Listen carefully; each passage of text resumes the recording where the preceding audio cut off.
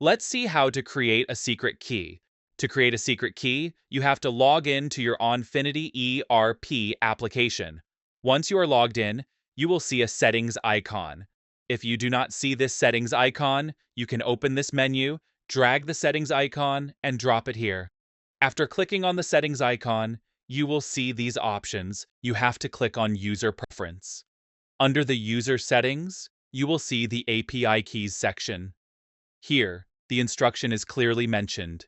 Do not share your API keys with others or expose them in the browser or other client-side code. In order to protect your account security, you must not share it with anyone. You can see there are already 2 keys created here, and you can create another key. To create a new key, click on Create New Secret Key and give it a name. For example, API Secret Key for Visa Application. We will be using this key in the Visa application.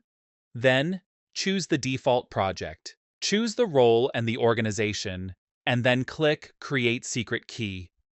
It will ask you to authenticate with your password, so I will enter the password here. I will click on Done, and the secret key will be created.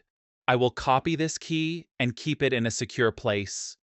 Once I save this, the secret key will be available here, and you can delete it when it is no longer required. This is how you create the secret key. Thank you.